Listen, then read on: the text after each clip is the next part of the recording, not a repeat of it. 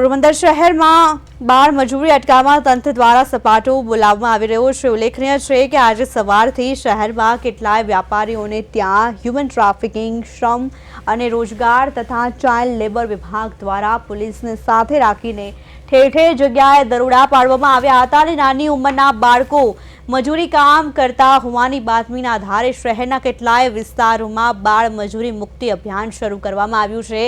શહેરના MG road, Sudama ચોક, Harish talkies વિસ્તારમાં દરોડા પાડીને બાળ મજૂરી કરતા બાળકોને મુક્ત કરાવવા માટે અભિયાન શરૂ કરવામાં આવ્યું છે। હ્યુમન ટ્રાફિકિંગ, શ્રમ અને રોજગાર તથા ચાઇલ્ડ લેબર વિભાગ અને પોલીસના અચાનક દરોડાથી બાળ મજૂરી કરનારા અસામીઓમાં ફફડાટ ફેલાયો છે।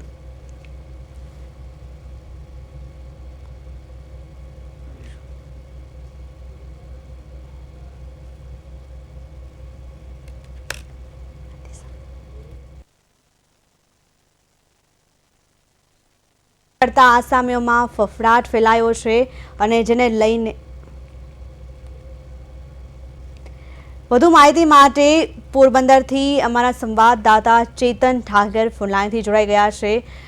જી ચેતન, પોલીસે જે રીતે ઠેર ઠેર જગ્યાએ દરોડા પાડ્યા છે અને હ્યુમન ટ્રાફિકિંગ કે ચાઇલ્ડ લેબર વિભાગ દ્વારા દરોડા પાડવામાં આવ્યા છે શહેરના અનેક જગ્યાઓમાં, શું માહિતી છે વધુ?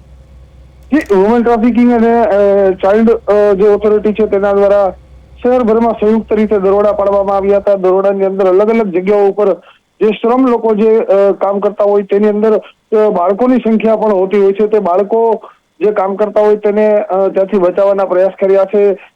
વધુમાં વધુ પોરબંદરની અંદર જે પ્રયાસ કર્યા છે તેની અંદર બાળકો 14 વર્ષથી ઉપરના એટલે કે મોટાભાગના જે બાળકો છે તેને નોટિસ આપવામાં આવી હતી, દુકાનદારોને નોટિસ આપવામાં આવી હતી અને તે બાદ તે તમામ બાળકો છે તેને નથી મુક્ત કરાવવાના પણ પ્રયાસ કર્યા છે।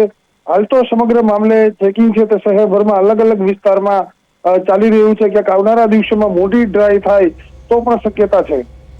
જી ચેતન, હાલ અત્યાર સુધીમાં જે દરોડા પાડવામાં આવ્યા છે, કેટલી જગ્યાએથી બાળકોને મુક્ત કરવામાં આવ્યા છે, કેટલા બાળકોને મુક્ત કરવામાં આવ્યા છે અને જે ચાઇલ્ડ લેબર કરાવે છે એમની સામે શું સખ્ત પગલાં લેવામાં આવશે? અત્યારે તો હાલ જે કહેવાય કે 3 જગ્યાએ અલગ અલગ નોટિસો આપી દીધી છે અને નોટિસના પગલે તમામ જગ્યાઓ ઉપર કાર્યવાહી થશે। ક્યાંક આવનારા દિવસોની અંદર આની અંદર મોટી કાર્યવાહી થાય તેવા અત્યારે એંધાણ વર્તાઈ રહ્યા છે, પરંતુ જે પ્રમાણે જે કાર્યવાહી થઈ રહી છે તે સૌથી મોટી કાર્યવાહી કહી શકાય।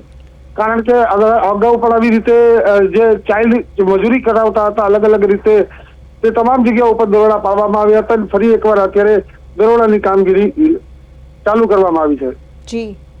જી ચેતન, સમગ્ર માહિતી બદલ આપનો આભાર।